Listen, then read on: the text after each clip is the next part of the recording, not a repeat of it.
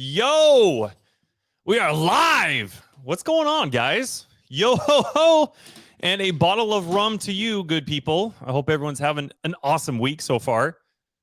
Let's see who all is still awake. I know it's like at 10:30, 10:32 to be precise on the East Coast. So I'm sure everybody who is a grinder on the on the East Coast. That sounds weird.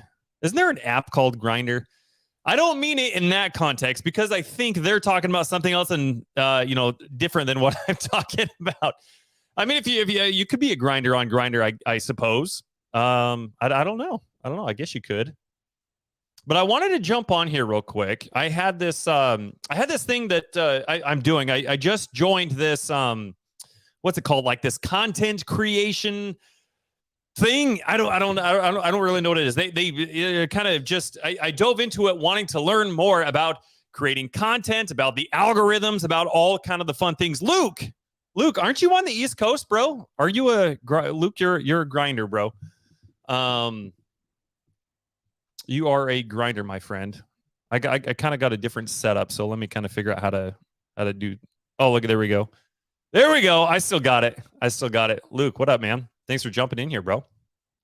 I wanted to jump in here real quick. I guess just kind of preface for everybody else. Oh, you're Central Time. That's right. Okay, cool. Up late. Is that 9:30? I guess for the people who have kids, yeah, no, I could totally see that, dude. On freaking New Year's Eve, dude, I was in bed by like 8:30, 9 o'clock on New Year's Eve, dude. Thank goodness.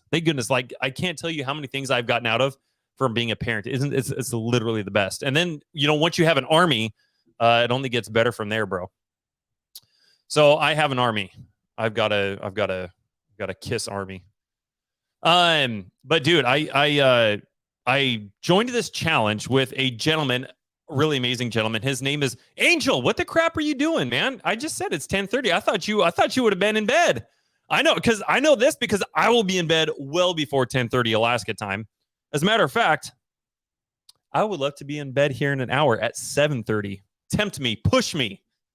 Bet I will be in bed by 7:30.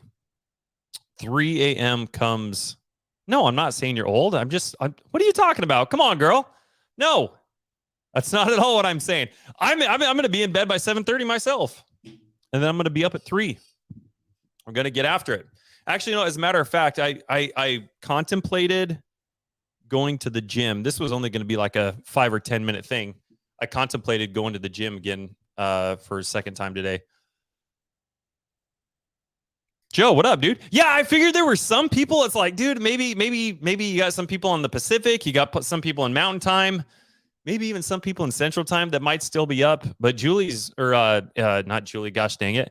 Angel is rocking it, dude. 10:30. Good night. Good golly, Miss Molly. Well, thank you for being here. I just wanted to jump in here real quick because I'm doing like this content creation class thing, right? I'm learning all about like the social medias, the algorithms, building a brand on social media, all the fun things. And it is super cool. And I put this thing out a few days ago saying, hey, you know what? I'm going to put out content every single day. I'm going to be putting out reels every single day. And up until this point, when it came to content, I've just been putting out whatever I want to talk about. And although I do think that I have some things that might help people and bring value to people, I also wanted to put out there, what would you guys like to hear? What would you guys like to learn? What would you guys like to talk about? What are some things that you guys are wanting to know that maybe I might know? And if I don't, I more than likely know the who that does, and I'm more than happy to get that answer for you or that clarification or whatever it is you're wanting to know about anything. Music, guitars, real estate, all the fun things. Because I don't know everything, far from it, as a matter of fact. But there's a good chance that I do know the who that does. So anyway, I put out a question. I put out not really a poll, I guess, but I put out an invitation to a handful of people on my social media and said, hey, what would you guys want to know? And so they came back with a lot of good things. And so Mike Key figured this would be like an awesome time to just kind of jump on here and like answer some Q&A and talk about some cool things. But Mike Key was like, tell us your story. Where did you start? And I figured, you know what? Every hero has their origin story, right? Pansy, what's going on? Thanks for being here. Is it 10:30 where you are? What time is it where you are? It's always so weird, dude, because I live in Alaska and I have to operate off of Eastern time.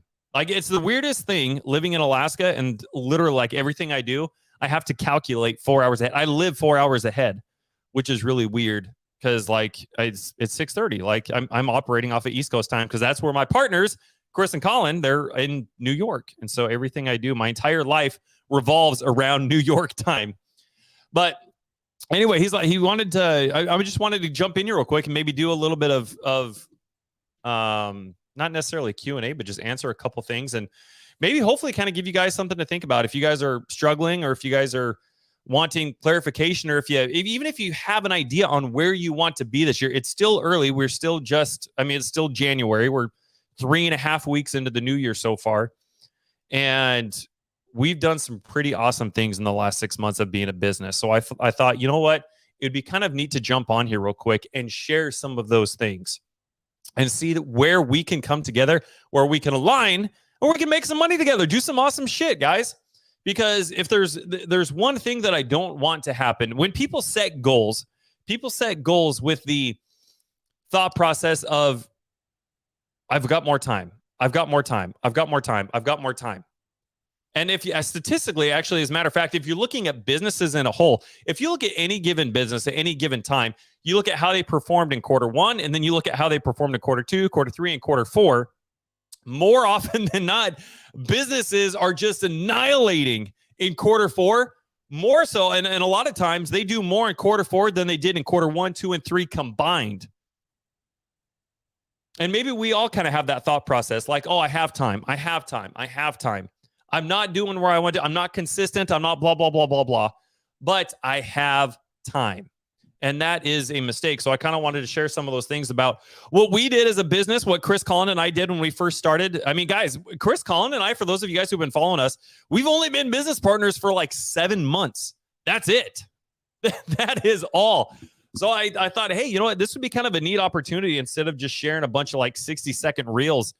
Come in here and do a live and interact with you guys and maybe share a little bit more of my story and where I was, even 3 years ago. Because just to look back where I was even 6 months ago, 7 months ago, let alone a year ago, let alone 3 years ago, is like unrecognizable, right?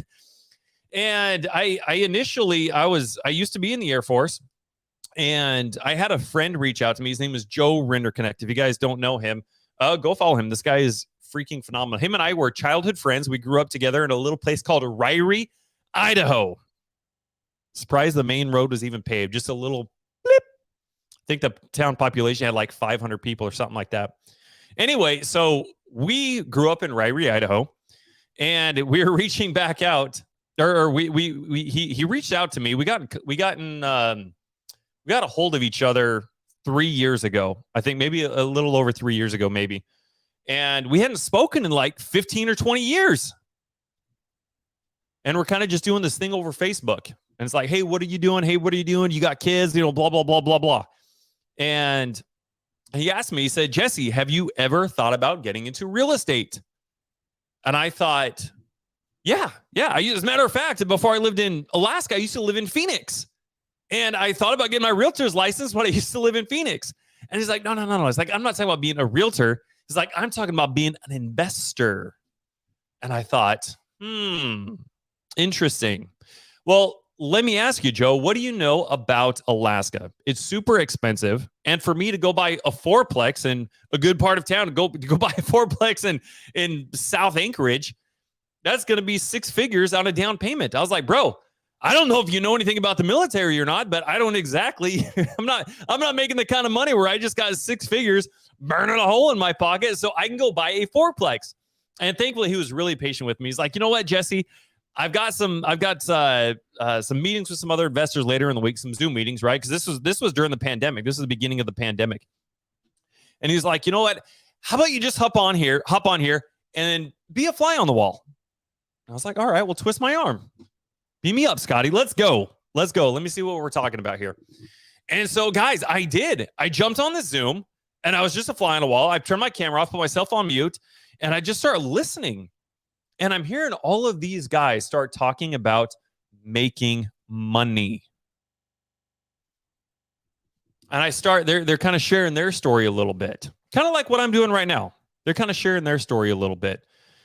And just a lot of it I can relate with, and how I grew up and how my mindset was, how I was raised in my family, the kind of schools I went to. I mean, it was just, I felt like I resonated with their story because I grew up similar. And maybe a lot of you watching this can relate. I mean, there was nothing special about the way I grew up. Like, I wasn't privileged. We didn't have any money. It was completely average. I grew up in an average household. I had average friends. I had average grades. I went to an average school. Like, everything was completely average. I could play guitar like nobody's business, though, dude. I wasn't bad at guitar, but everything else was completely average. And when it came to money, I didn't know anything about money. I mean, I knew how to budget. My mom was very, very frugal, and she was very good with budgeting money. Like, I didn't know anything necessarily about how to make money, but in terms of identifying a budget and allocating my money for necessities, I was pretty good at that. And that was kind of the extent of my knowledge. Everything else, though, in terms of money, and maybe you guys can relate with this, it was legit. I've said this before, but it is so true. I remember the first time, I remember when I cussed for the first time, at least to my recollection, and my mom was like, "What?" And there was this stigma. She would always used to call them 4-letter words. Like, we don't use 4-letter words in my house. And I was like, 4-letter words? What do you mean, Mom? And she's like, those are cuss words. So there's this thing. So that's kind of like the thing. Anytime, if you ever heard it, maybe you've heard somebody say, hey, like, we don't use 4-letter words, or, that's kind of what they're hinting at is cuss words. For the most part, all the cuss words are like 4-letter words. And so I bring that up because the word money was treated like a cuss word in my house. It was something that we didn't talk about. It was something that was very, very private. You didn't ask somebody how much money they were making. None of that. You certainly didn't ask anybody how to make money. I mean, the mindset that I grew up with was that if you wanted to go make more money, then you needed to go to school, you needed to get a promotion, or you needed to work overtime. That was it. That was the only way to go out and to make more money. So you can imagine my thought process as I'm sitting in this Zoom meeting with these other investors. And guys, I mean, talking about money, talking about making money, that was an understatement. I mean, these guys were doing some phenomenal shit. And all the while, guys, they were talking about leveraging other people's money, other people's debt, other people's credit to do some very extraordinary and life-changing things.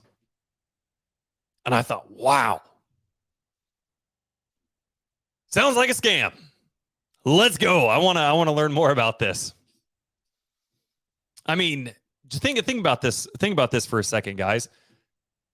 For those of you guys who have been following me and you guys are in the community, you guys, you don't even need to follow me to know this, but it's interesting because I remember the first time I ever heard that you could go buy a house legit for less than the price of a cup of coffee. I was like, what? You can go to Starbucks and spend more at Starbucks than you can going and buying a house? Like, sounds like a scam, right?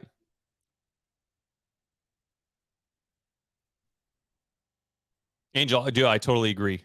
Yeah. I wasted a lot of time too. I've got 3 degrees and they're just paperweights. Luckily, the Air Force paid for them, so I don't have any college debt or anything. But man, I'm just looking back at like, how much time did I waste? Like, what could I be doing now had I put that time and energy into not going to school, but learning actually about making money? We have an opportunity here to come in and to change our family legacy, to change our family trajectory, to change the mindset of our family. My kids, for example, and maybe you guys can resonate with this as well, but my kids, they will never, ever, ever have the mindset of, we can't afford that. That's not something that I can do. No, Sharia, thank you. Thank you for posting this. I totally agree. Knowledge is never wasted. 100%. But what I'm talking about is, in my mind, the way that I was raised was that if I wanted to go make more money, then I had to go to school. I had to go get a degree. But after doing this for a little bit, the things that I've learned is that if you want to make more money, college, school is not the answer. All college has ever taught me was how to be an employee. So that's all I'm saying. That's all. For the things that I want to do and for the things that Jesse thinks that he is capable of doing, college was a waste of time for me in that faucet. Not to say that I didn't learn anything. I learned a lot. More than just the curriculum itself, I learned a lot about myself. I learned that I could do hard things. Me and my wife were both going to school full-time. She was in nursing school. We both had two kids, our two oldest kids, while we were both going to school. And so just juggling that and learning a lot about ourselves, time management, time blocking, not going out and doing things on the weekend and having to stay committed to the things that I said I was going to do. I mean, guys, don't get me wrong. Like I said, I'm not like this smart guy. I learned a lot in college. Just like you said, Sheree, like knowledge is never wasted. I learned a lot about myself. I got a 3 I graduated a 3.9 summa cum laude, dean's list, the whole shebang. But that's not because I'm like this Jimmy Neutron, far from it. But you're right. The things that I learned from there, I learned so much. I learned more than just the curriculum, like we were talking about. I learned that my wife is super, super smart. So if I was to give her some homework, in the amount of time that it would take her, let's say it took her 30 minutes to do this amount of homework. For me to do that same amount of homework might take me 2 or 3 hours. And what would only take my wife 30 minutes to earn the same grade. But the difference was, here's a big lesson that I learned in college, was that I knew that if I put that time and effort into it, that I was capable of doing that. Because my mindset growing up, I kid you not, guys, I kid you not, my mindset growing up was, there were smart people and there were dumb people, and I was just somewhere in between. I never in my life got anywhere near a 4.0 or a 3.9 in high school. I mean, I think the highest, it's my recollection, I had to work my ass off, and I think the highest I can remember is like a 3.1, 3.2 maybe. That happened like maybe one time, like my entire high school endeavor. But I graduated with a 3. I got 1B in college. I got 1B. I almost got a 4.0. But that, again, that's not because I'm some sort of Jimmy Neutron valedictorian person. That's simply because, like you said, I learned a lot, and that knowledge is not wasted. It's certainly transferred over to what I'm doing now and in my business and helping my kids with, for sure. But to hear what these guys were doing on this Zoom meeting and hear about how they were leveraging all these other kind of things, that they didn't have to have money, that you could go buy a house with no money, was just mind-boggling to me. And it really opened a lot of doors. So that's what started this entire thought process of what's possible. Like, what if I could? What would that look like? And so now, after I've done the, I mean, we bought several this year. With literally, it was literally free. We negotiated it 0 down. It was literally free, and we did very well this year, and it was awesome. I personally had some accomplishments that I had been manifesting for a while, and it was really neat. And to be able to take those wins, take that confidence from accomplishing those things, and funnel all of that mindset, that energy into this year has been really exciting for me, especially over just the last 3.5 weeks. And so it kind of ties into all of that. That's where that's what started the rabbit hole, so to speak, into my real estate investing endeavors. Was that story? I had a friend who reached out to me, so that's kind of where it all started. That's the origin story. Now, fast forward a couple years, I've crashed and burned, and I've effed it up every which way you can, and I've learned a lot from it. And it's interesting because I feel like I have failed super, super hard. And because I've gone into it and I have failed super, super hard, I've spent money, I have lost money, I have done it every which way that you probably should not do it. And in doing that, I've learned what not to do. I've learned how to win. Now, one thing that I have learned, if that's how some of you are feeling right now, like you just don't have the time, the anxiety of maybe even calling somebody, maybe you haven't called your first seller yet. Maybe just that alone is causing you enough anxiety. Maybe it keeps you up at night, but at the same time, the longer that you procrastinate and don't do it, the more that it's eating at you every day because you're not getting any closer to where you want to be. And so you can't be upset for the work that you didn't do, for the progress you don't have yet. So with all of this in mind, we started a business, like I said, 7 months ago with this in mind. I wanted to share this with you guys. So this kind of ties into some of the questions that I got asked during, from that Instagram post, I guess. So if you guys ever heard of the band Kiss, like throw it in the comments if you guys know who I'm talking about, like Gene Simmons, Paul Stanley, Peter Criss. You guys know who the band Kiss is? I think everybody should know who the band Kiss is.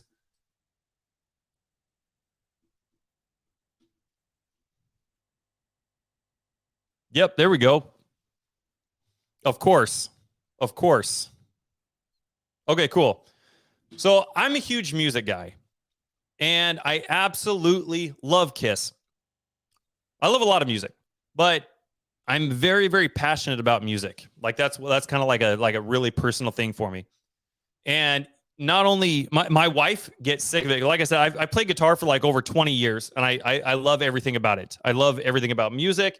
I love the lyrics. I love the origin story behind it. Like I love everything about it. So when I hear a new song, let me be really specific. When I say a new song, I don't necessarily mean like a 2023 new song. Just when I hear something I haven't heard before, be it 2023 or 1985.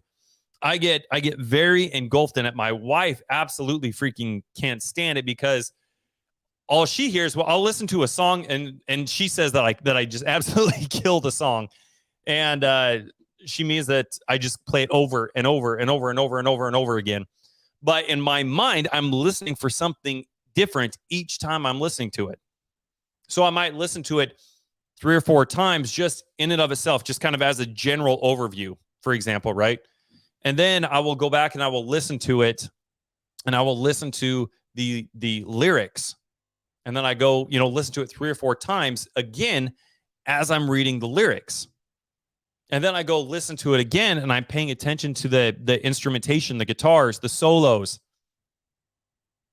the bridges, like all these different things involved in the songs. And then I go back and I listen to the vocal melodies and the harmonies.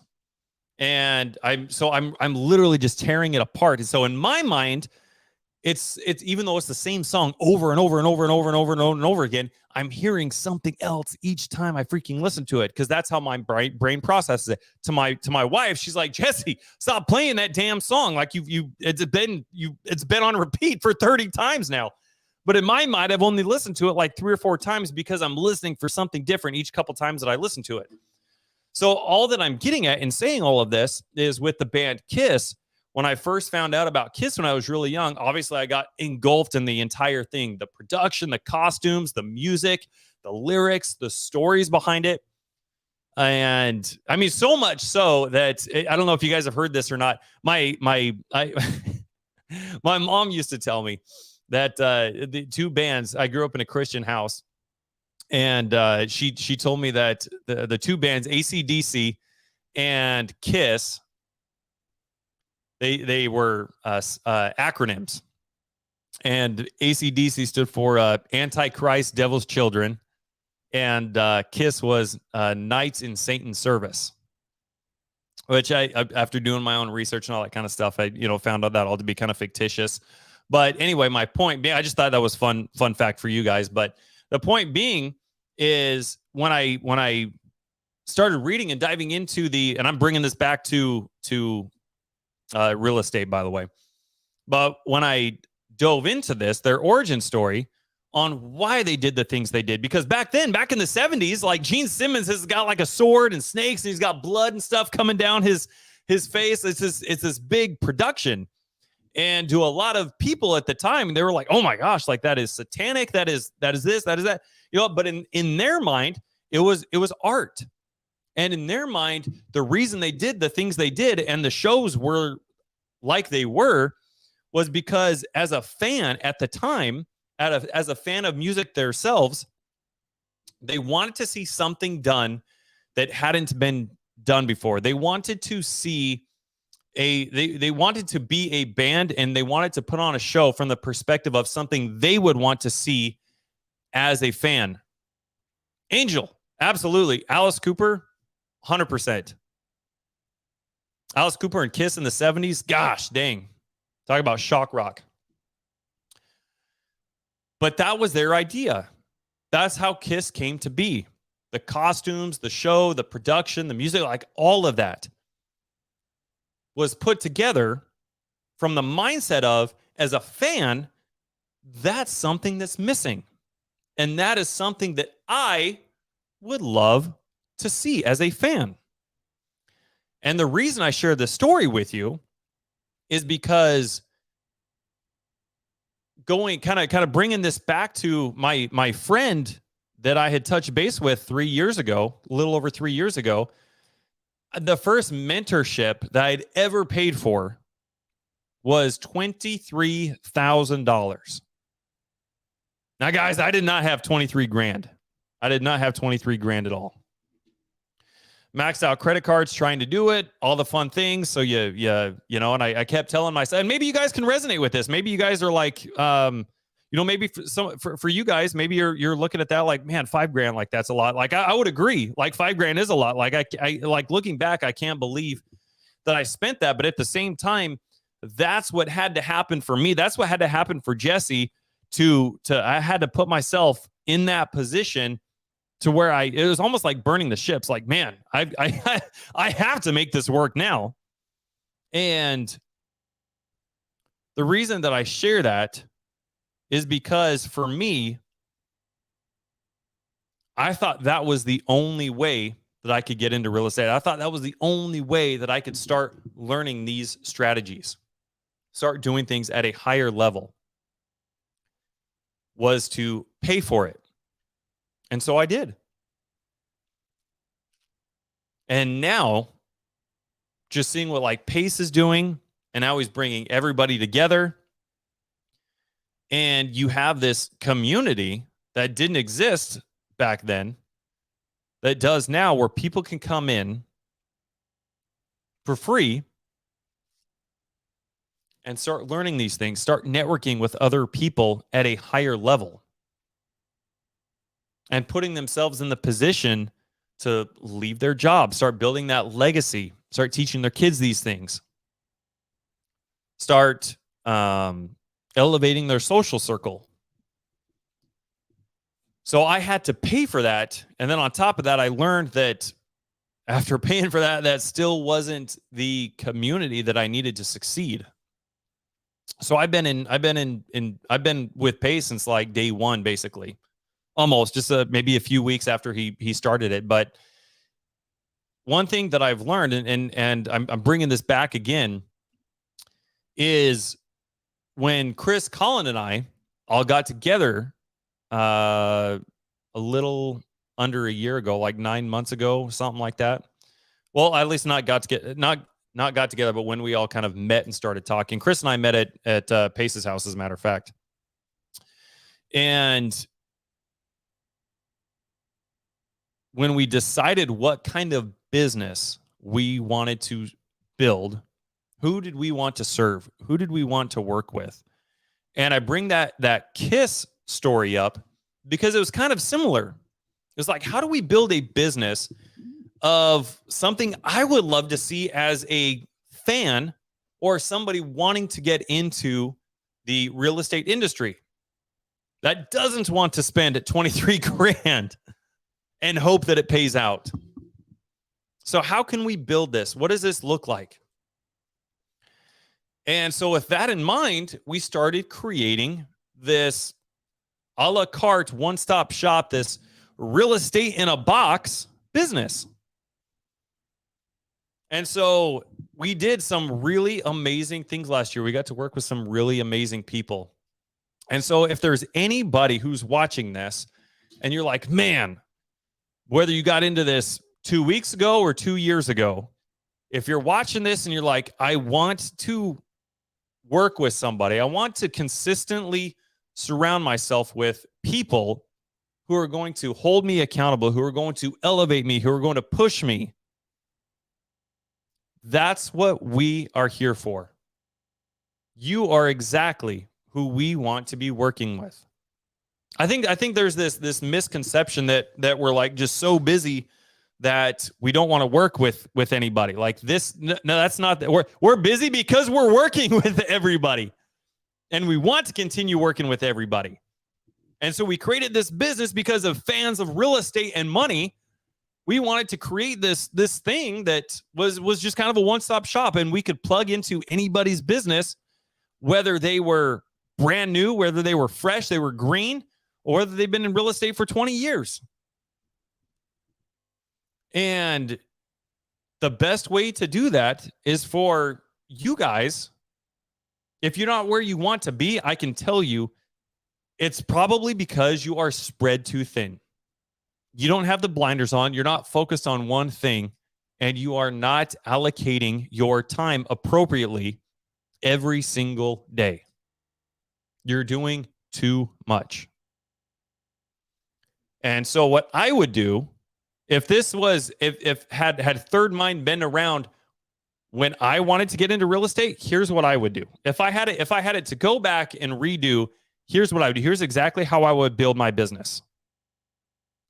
I would start with lead gen, because every business, there's no successful business that doesn't have any lead gen. So where you have this entire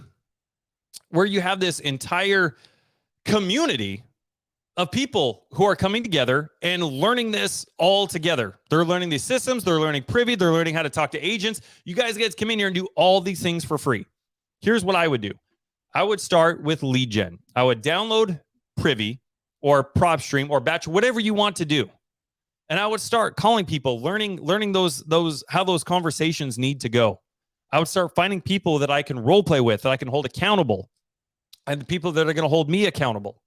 And as these leads come in, as you start getting people who say, yes, I'm interested in selling, guys, that's where we can work together and help you learn how to build a business. But there's a concept that's called who, not how. And it's a book. It's an amazing book. We based our entire business off of this book. I think Chris shared a week or two ago on our podcast. He actually did the math. So we started a biz, just to give you an example, guys, of what I'm talking about and the power of what I'm talking about. Because this isn't just theoretical stuff here that I'm telling you guys. These are things I like I said, I have effed it up every which way you can. I have messed it up so bad over the last couple of years that I knew what not to do and I knew what to do. And building a business based off of who, not how, is the fastest and best way to scale something. And so doing this, like I said, we started this business June 1st of last year. And I think Chris said, like I said, Chris ran the numbers. I'd have to go back again. So if you guys saw last week's show, don't quote me on it. But I think he said we did like 1.8 million or something like that in the first 3 months of real estate. And we netted like 86 grand or something like that. From a brand new business, from a startup business, ground zero. Ground zero, guys. Brand new business. We did that in the first 3 months. I think Chris said he did the math on that. Don't quote me on those numbers, but it's like ballpark somewhere in there. And that's what we did, man. We leveraged everybody around us in order to do that. And we learned how to work with people and how to lead with value. And in doing that, if there's anybody here that are like, man, like I'm spreading myself too thin, maybe because you got people who are wanting to, they're under the impression that they have to start in wholesaling, and then they have to save up X amount of dollars, and then they have to use that money so they can go and buy properties, be it creatively or conventionally or however they're going to do it. But that's how a lot of people are under the impression that things have to be done. That's not the case at all. That's not the case at all. You don't need any money to do this. But and the reason you don't need any money is, one, there are three currencies available. Let me be clear real quick. There are three currencies available when purchasing real estate. There's cash, there's credit, and there's knowledge. Now, which one do you think is going to be the cheapest?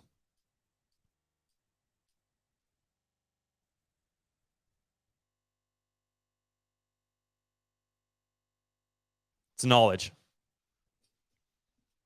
There's actually very little, if any money used at all, when purchasing real estate, utilizing knowledge as your currency.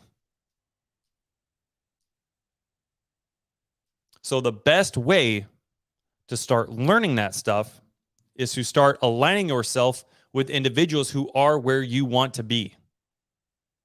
Now, again, that's why we've created this business. Just like Kiss, Kiss was formed out of a bunch of fans of rock and roll who just wanted to create something that they themselves would love attending as fans.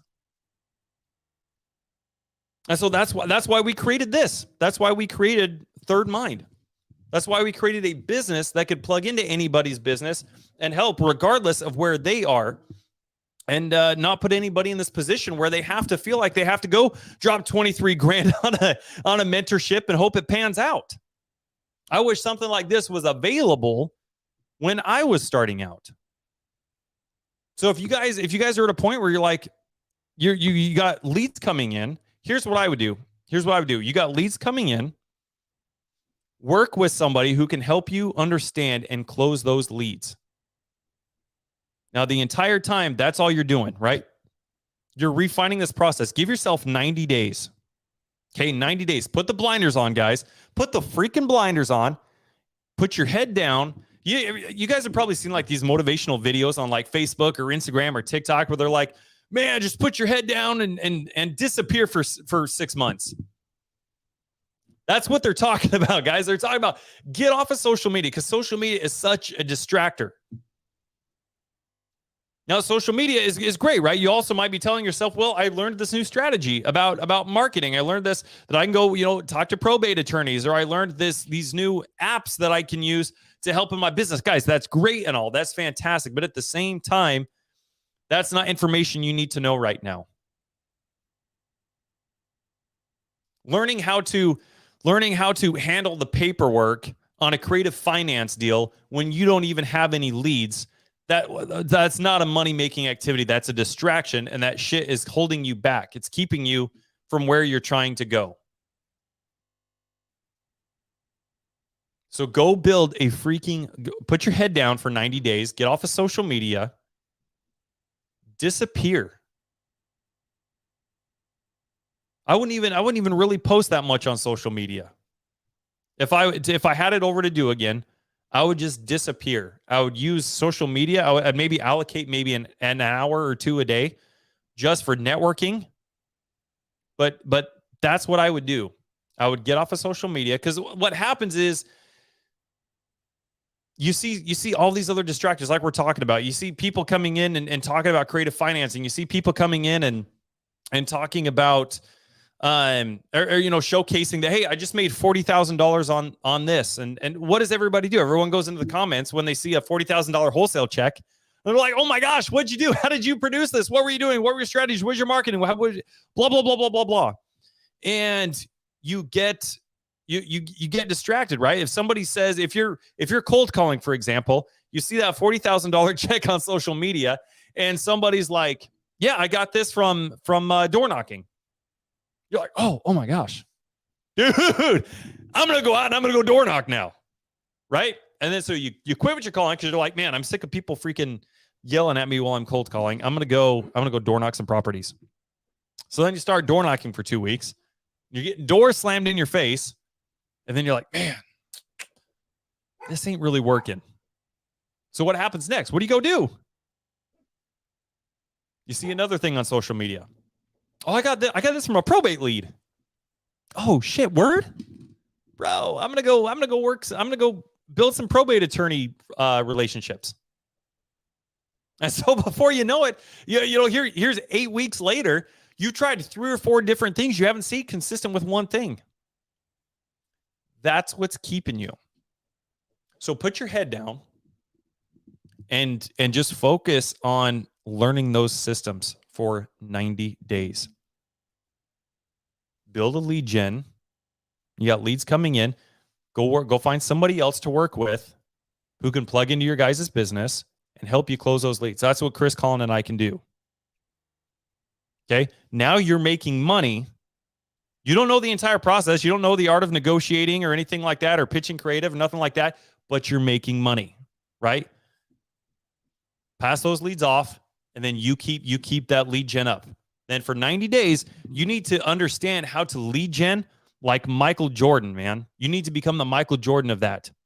You need to get to the point, you need to go into this with the mindset that no matter what happens, no matter what anybody thinks, what anybody says, "Oh, this cat's not on social media, it's not blah, blah, blah, blah, whatever," right? Because other people's opinions is a big distractor, especially when you're starting out.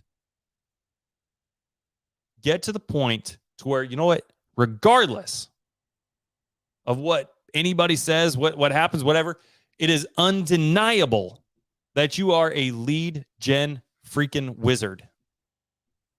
And then guess what? At the end of 90 days, I would go bring somebody else in who wants to learn real estate. And I would say, "Hey, you know what? I've already got the secret sauce. Let me show you what I'm doing. Come work with me, and I'll show you how to understand these systems at a high level. I'll show you how to run a market analysis. I'll show you how to find where other investors are buying. I'll show you what an ARV is. I'll show you how to calculate rehab numbers. I'll show you all this shit." Bring that person in, lead with value, show them how to start doing this. And now you've all of a sudden opened up 40 hours a week in your 40 hours in your week. It's where you can, as the CEO, you can go in and you can go build the other part of your business. So now you got 40 hours a week where you can start learning how to negotiate. You can start reading books.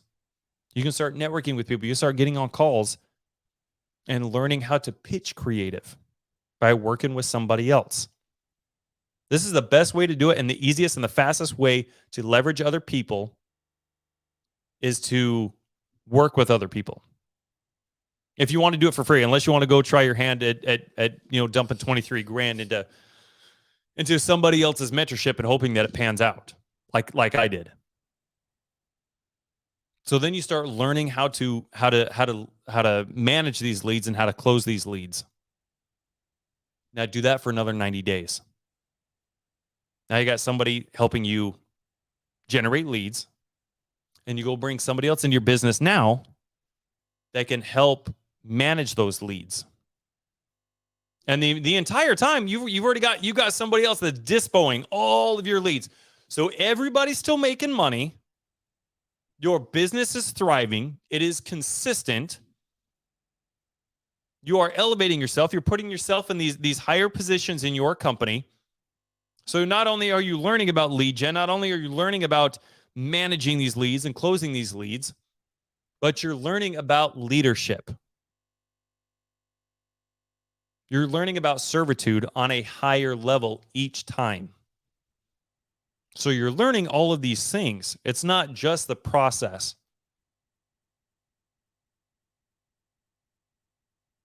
But if you want to be the CEO of a multi-million-dollar company, You have to start somewhere. And unless you want to pay for a lot of money on something that may or may not pan out, if I had it over to do again, not to say, I mean, I always recommend joining and paying for mentorships. I think that's one of the fastest and best ways to scale is to pay for that information. Go learn from somebody else who has already been there and done that. I'm a huge proponent of that. Do not get it twisted. I'm not saying to not join mentorships. I'm saying if you were in a position like I was 3 years ago, where putting that money on a credit card puts you in a financial bind. If you have more time than you have money, there are other ways to build and scale a business, and you can do it super fast. So I know we're approaching the end of January now, but don't give yourself the excuse that, hey, I've got more time. I've got more time. You don't have more time. It's been 3.5 weeks. Let's go. Let shit or get off the pot. So the reason I bring this up, Jim Rohn said something along the lines of income does not far surpass personal development. I thought, wow, that's so amazing. And then he went on to say something along the tune of, what was it? Rule number 1, when life hands you $1 million, it's best to become a millionaire to keep it. And I thought that was just so genius because when you look at it, it just makes so much sense, right? When you look at these people who like win lotteries and stuff, or a lot of these athletes who make a shit ton of money and then they lose it and they're poor, it's because they weren't millionaires in their head. You guys, these things that we're talking about right now, these are the things that build perseverance. These things are the things that build consistency. To learn how to network, to learn how to work with other people, to leverage other people, to lead with value, to learn what servitude leadership is, to do something hard, to stay consistent with it, to fail and to fail and to fail, and then overcome. Those are the types of things that build a millionaire mentality. And guys, you have to become a millionaire in your head long before that shit manifests itself on paper. You have to start doing millionaire things right now. And those seeds have to be planted right now so that they can grow and you can pluck down here. Okay, that's how it works. And that's how you have to think about it. And that's how you have to perceive failure. And is if you can acknowledge that, hey, the faster I can get over here and the faster that I can fail, and each time you fail, you're planting these seeds for these money trees to grow. And the only thing that's keeping you from picking the money off of those branches is if you stop. If you stop on the road. If this is your road, if this is A and this is B, this is where you're trying to go. This is your road right here. It's got obstacles. It's got obstacles on it. Each time you fail, you're falling down to the ground, and think about you planting that seed on the ground. And then the only thing that's going to hinder you is if you stop. You're not going to be down that road later to pick that money. So you have to become a millionaire in your mind. If life hands you $1 million, it's best to learn how to become a millionaire so that you get to keep that money. So you get so much more from, working with other people than just learning processes and things like that, I guess, is all I'm trying to share with you guys. These are some of the things that I've learned over the last couple years that I didn't really take advantage of, and I wish that I had. So if there's anybody who's kind of thinking like, man, I want this year to be different than last year, but I'm not really sure what needs to change. Guys, just pick one thing. Pick one thing. I promise you that will make all the difference. If you can focus on one thing and just become so effing undeniable at being the best at that one thing, there's somebody who's going to need or want to work with you because you are the go-to person at that one thing. If you're at Burger King flipping fries, be the guy that everybody wants at their store flipping fries. Whatever that looks like for you guys.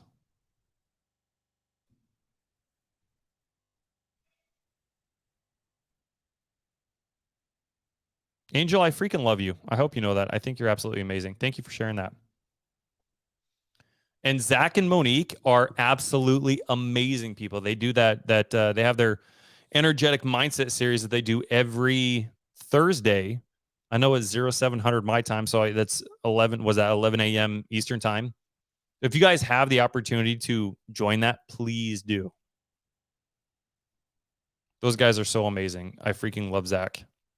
He's actually coming up to Alaska. Fun fact: we're doing like a half marathon in June. So find it just goes back. Find people that you can align yourself with that are going to push you guys out of your comfort zone.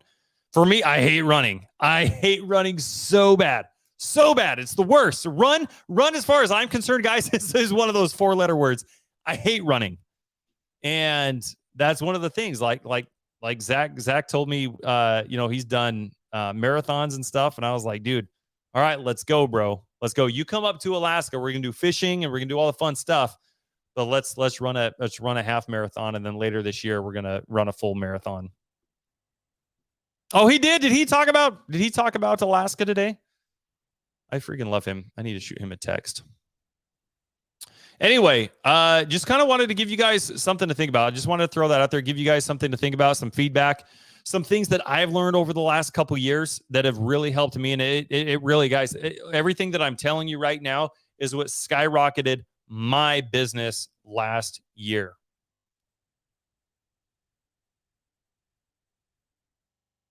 So I hope you guys got some value. It honestly, gosh dang, we're going on 52 minutes now. I honestly meant to jump in here for like 10 minutes. So thank you guys for being here. I really appreciate it. I'll probably give it a couple more minutes if you guys have any questions or anything that you specifically are wanting to know or. Pansy, oh my gosh, I so agree with that. It is just you get so much more. I'm a firm believer. Like, community is like the single greatest thing that will aid in your success. Not your success, but like everybody's success is community. It's not having a why. It is not having accountability. It's not having perseverance. It's not any of that other kind of stuff. It's not anything more than just having a community. Because all of that is encapsulated in a community. Having a community of like-minded people will be the one thing that will skyrocket. I mean, you get so much more out of having a community around you than just learning how to buy a house for less than the price of a cup of coffee. You know what I mean? It is literally like all things a better life. It is literally having the right people around you. It might as well be, like printing your own money, as far as I'm concerned. You got to have the right people around you. And that's what Chris, Colin, and I, that's what we set out to build. Was having a business where we could plug in with like-minded individuals, work with people, learn and grow together, make money together, challenge each other, hold each other accountable. All of that kind of stuff is encapsulated in just a community and having the right people. Rebecca, dude, thank you for being here. You're awesome. I think you're at work, right? I got to get really close because I got the way that I have my screen broken up. I would love some titles of books to read or listen to for a beginner wanting to invest in real estate. I love it. So if you're wanting real estate specific books, I don't really read, honestly, real estate specific books. I read a lot of mindset books. I read a lot of self-development books. Like Jim Rohn said, like, your income does not far surpass your personal development. And one of the things that I learned, I went to a mastermind last year, and I learned a lot from just that one mastermind. But one of the things I would say that really stuck out to me at that mastermind, that unlocked something that just wasn't there before. And it was just totally surreal. I can tell you guys, being in a room, if you guys haven't experienced this for yourselves yet, I highly recommend, go. Like I said, I'm a big proponent of, if you can afford and you can pay for that education and just learn from somebody else who's already done there. I mean, it's so crazy, like how fast you can reduce the time it takes to get to $1 million or $10 million or $100 million, whatever that looks like. But you can pay for that knowledge and drastically shorten your learning curve for sure. But one of the things that I learned, sorry, let me yell at my dog real quick. I got these two little teacup Yorkies. You guys should see them. Like when the moose come in our yard, they think they're pit bulls, man. Crazy. Anyway, I've shared this plenty of times before, but I like just to kind of nail this in, just to kind of bring this home. One of the things that really impacted me was none other than this thought process. And Pace said to me, he said, "It's not who you think you are that's holding you back. It's who you think you are not." And I thought, wow, that is crazy. I mean, they're doing like this Unbreakable Grant Cardone challenge right now, which is phenomenal. You got all these people that are pledging, to 10X this year and all that. It is just super phenomenal. It goes back to, what we're talking about, community. But to answer your question specifically, I don't read a lot of real estate books. I don't know if you have read Rich Dad Poor Dad. It's not necessarily, it's so funny because that is not a real estate book. Fun fact, that is not a real estate book. I honestly, it's so crazy because I read that specifically because I wanted to learn more about real estate. And then I didn't even acknowledge that it wasn't a real estate book until I heard other people talking about it. And I was like, oh my gosh, wow. Holy torpedo bat, man. Like, you're actually right. That's not a real estate book. But I think Rich Dad Poor Dad, if you haven't read it, is a fantastic book to start off with. The Power of One More by Ed Mylett is one of my all-time favorites. Another one is Declare War on Yourself. That was another fantastic book that I read last year. Off the top of my head, those are kind of, I mean, there's a lot that I'm thinking of, but off the top of my head, those were some. Actually, 50 Cent had one. I can't remember off the top of my head what it's called, but 50 Cent had a book, and it was actually really, really good. It was all about business and mindset and accountability and phenomenal. He's a phenomenal businessman, and his book was equally as good. But yeah, I think those would be some good places to start. Ed Mylett actually has a couple books out. I think he's got 2 books out. I don't remember the first one off the top of my head, but his most recent one I think came out in like April or May of last year, I think, called The Power of One More. And that one was just absolutely fantastic. Really, really good. Look at the 5 closest people to you. Get a new circle of like-minded people. Not growing and selfish. You can't help anyone if you don't 10X yourself. I freaking love that. Thank you. Yep, Julie also said, Never Split the Difference by Chris Voss. Anything I can listen to on an audio working nights, I would love to grow my mind. Rebecca, I think all of those are really good. Oh, this one is perfect, Rebecca. I would highly, highly recommend. I actually just had our multifamily team start this one. And quite a few of them read it through already and just had nothing but great things. And I totally agree. I'm going to start reading this one again right now. Actually, this will probably be like the second or third time I've read it. But it is called, how did I just lose it? Oh, yeah, Tribe of Millionaires, Rebecca. I would start that book tonight, actually. Tribe of Millionaires. The audiobook is really, really good. Tribe of Millionaires. David Goggins actually has a couple books out as well. That are equally as phenomenal. His most recent one is called Never Finished. If you're into David Goggins, if you don't know who David Goggins is, I would definitely research him. Go look him up on the tubes of the U variety. Fantastic individual when it comes to mindset.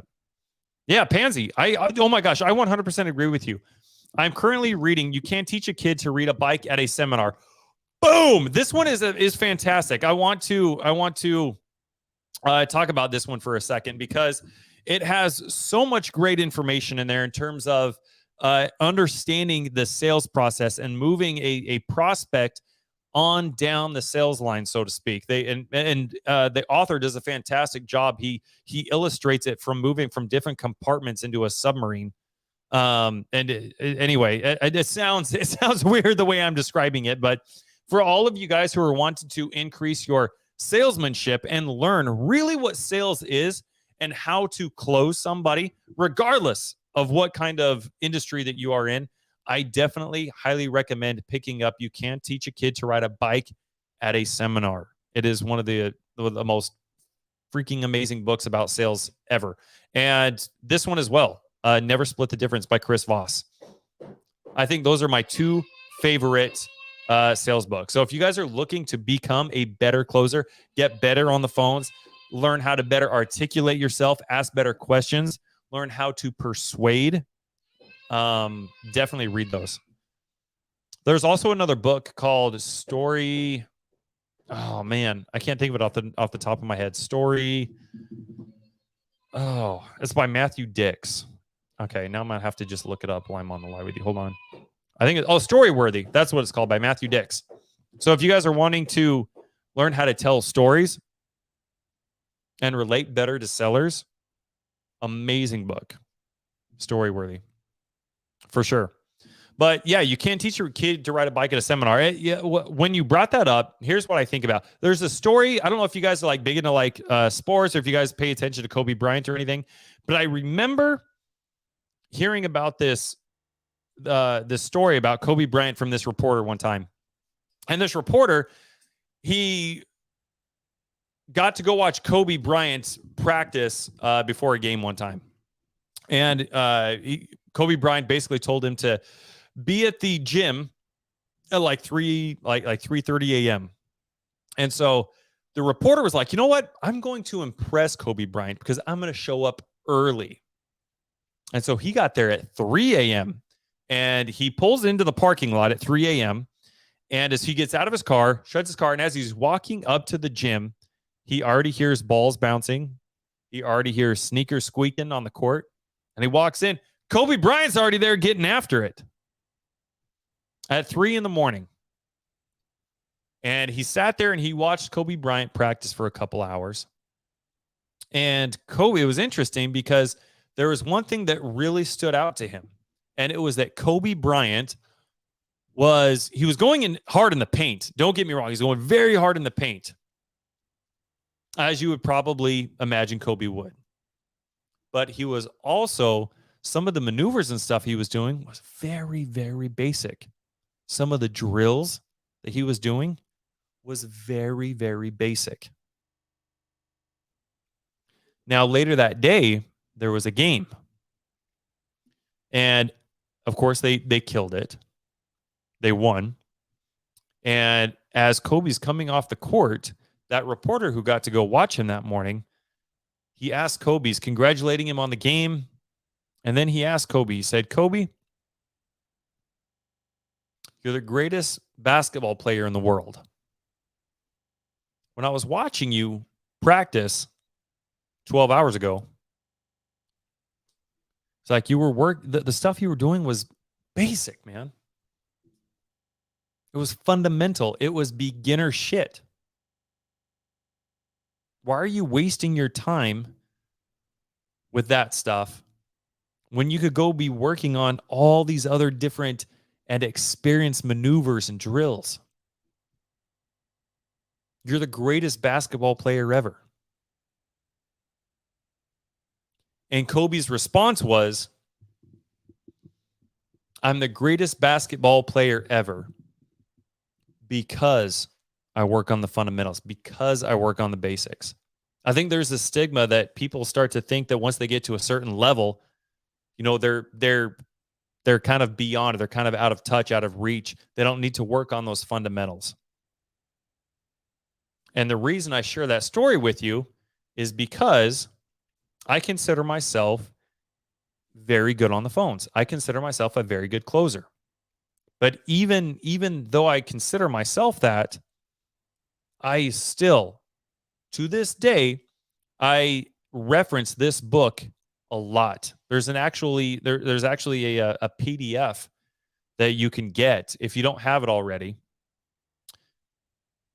that has a lot of the different questions that you can articulate and ask sellers, and things that provoke thought and clarity. And I use those. I use those quite often. I still have them next to me on my desk when I am calling sellers, and I reference them a lot. And you got to practice like you play. So anyway, I just kind of wanted to share that. I think that if that's something you guys are wanting to do, right, like it goes back to what I was saying before, guys. Pick that one thing. Become the Michael Jordan of that one thing. Don't ever think that you are too big and too out of touch to go back to those fundamentals. Master those fundamentals and then continue implementing them.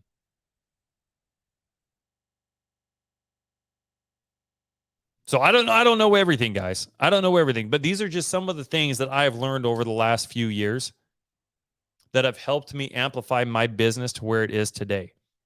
And none of it is theoretical. That's the neat thing about all this. I'm not just relaying information that in theory should work. I'm a practitioner of this myself. This is stuff that I do every day. So I just wanted to share that with you guys. Angel, it is like, dude, it's like going on almost midnight right now. I'm going to let you guys go, and I hope you guys have an amazing rest of your night. But I just wanted to jump in real quick and share some of those things that I've learned over the last couple of years, and maybe answer some questions some of you had. I don't know where everybody is in their real estate journey, but if there's anything that I can do, I genuinely would love to connect with you. I genuinely would love to hear about what you have going on in your business, what it looks like, where the bottlenecks are, and how can I help? Please, if you guys, if there's ever days that you guys are just sitting at home, or you go to lay down in bed and you're just staring up at the ceiling and you're like, gosh, I don't know what to do. Why am I not where I want to be? Please, I beg you. I want you to call me. I want you to reach out.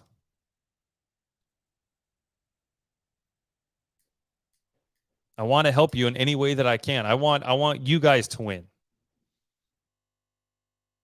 And if I don't know the answer, again, I don't know everything. I probably don't know shit. But if I don't know the answer, I probably know the who that does.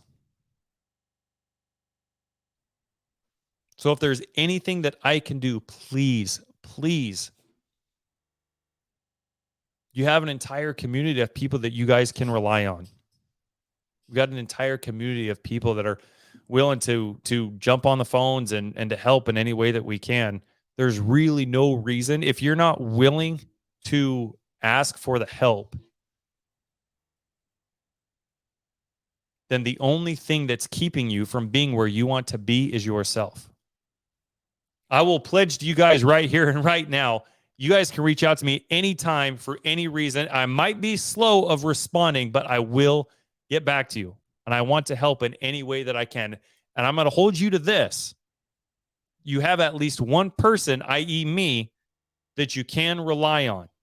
And if you're not where you want to be and you are not leveraging me, then that is on you. But if you're willing to get out, get really focused on what you need, where your bottlenecks are, and bring other people into your business, you guys would be so surprised of where you would be in 90 days, let alone 6 months, let alone a year. So please, I'm happy to help in any way that I can. I love you guys. I appreciate you guys. I sincerely do. So thank you guys for hanging out with me for like an hour. This has been freaking dope. Love you guys. I'm gonna work on some other impressions. I don't know if you guys saw. I did I don't know if you guys are fans like that 70s show at all. I did a Kelso impression, and I had a lot of people hit me up, and they're like, "Man, you've got to keep doing that. You got to keep doing the impression." So I think I'm gonna have to try to come up with something a little creative as we move on the following weeks. So I'll try to work on some more Kelso impressions. But anyway, I hope you guys have an awesome rest of your night. Sharia, I freaking love you. When are we gonna go grab some dinner? I haven't seen you in like freaking 10 years. We need to go do some camping. We didn't go camping at all this year. I don't think I saw you this year, right? I think it was last year. Like, wasn't it in 21 that we went and hung out? I think we need to we need to go grab some dinner or something, Sharia. I love you guys. Cool. Rebecca, Angel, Sharia, Julie, Pansy, Nick. Hope you guys all have an amazing night. Thanks for hanging out with me for a little bit. I love you guys. Let's have a great day tomorrow. It's Friday. Let's go hard in the paint.